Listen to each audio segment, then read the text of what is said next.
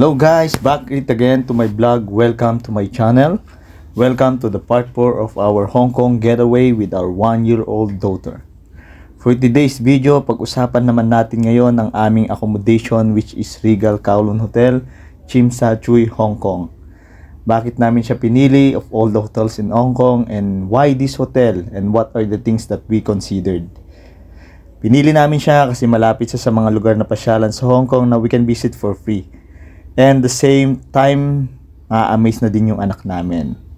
Kagaya ng Urban Centenary Garden with playground for kids. Located just below the hotel, pwedeng mapagpahanginan sa hapon at maglaro or maglakad si baby sa umaga.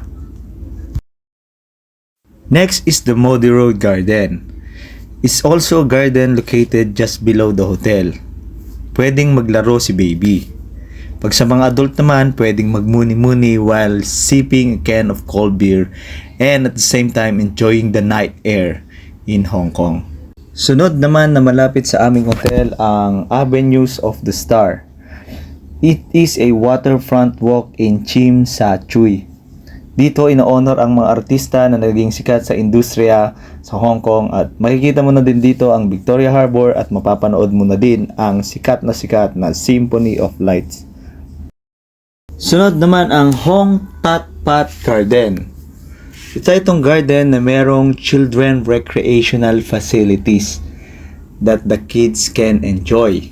Meron na din siyang 2 basketball court that the adult can play and enjoy. Next on the list ay ang Hong Kong Science Museum, where you can see combination of modern art and science exhibit. May entrance fee ito, 20 Hong Kong dollars or 160 peso per tao. Pero libre lang pag 4 years old and below.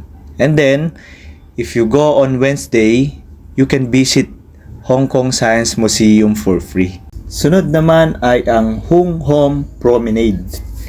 Dito mo naman makikita ang iconic view ng Hong Kong skyline across the Kowloon Bay.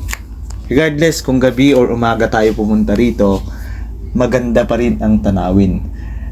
Relaxing by the sea and enjoying the beauty of the seaside in Hong Kong.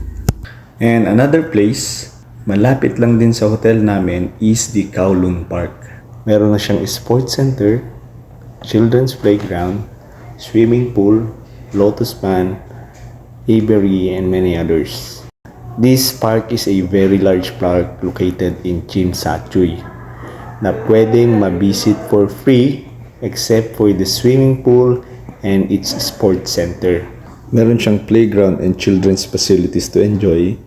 Meron din siyang lotus pond, merong aviary, may maze garden, at iba pa. You can enjoy all of this, the comfort and view of the nature while walking around the park with your family.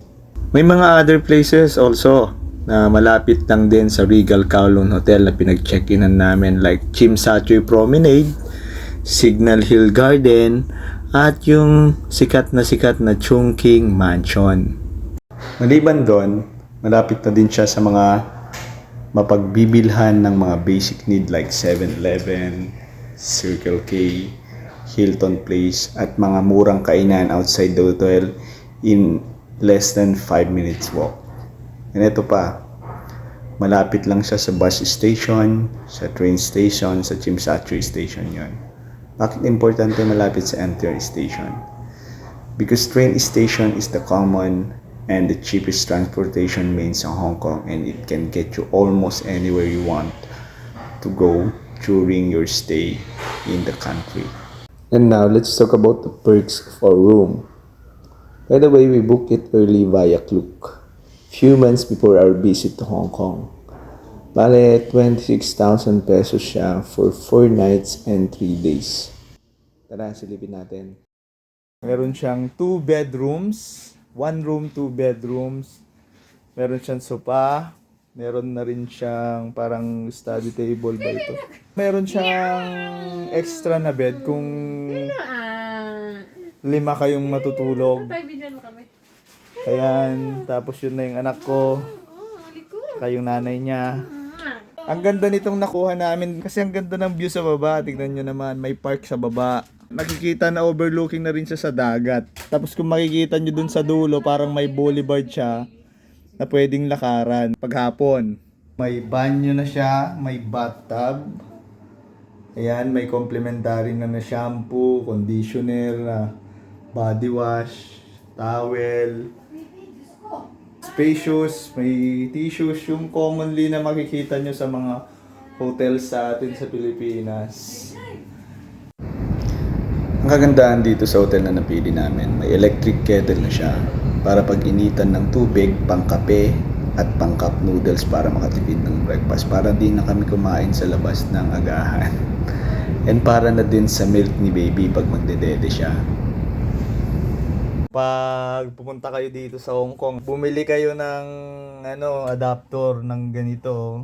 Kasi hindi kayo makakapag-charge, iba yung outlet nila dito. Ganda, hindi ka mamabalo. Pagkatapos naming mag-unpack ng gamit, ay lumabas muna kami ni Macy's para maghanap ng makakainan at bumili ng mga basic need namin sa hotel. Kagaya ng tubig at kape at mga pwedeng pagkain ni baby. So ngayon, andito kami sa Hilton Place International, located few meters away from our hotel. Para siyang Save More na may mga products from other countries.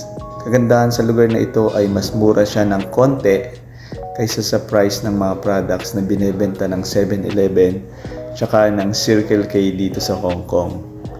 Lalong-lalo na yung tubig. Dito na din namin binili yung mga ibang babaunin namin para sa Disneyland. Kompleto sila dito from different kinds of fruits. May mga saging at mga pinya galing sa Pilipinas.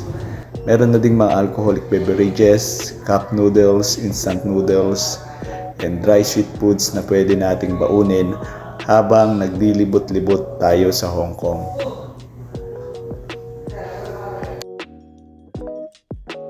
Pagkatapos namin mamili, umalik na kami sa hotel, which is few minutes walk lang from the Hilton Place. Para nga makapagpahinga ng konting oras bago kami maglibot-libot.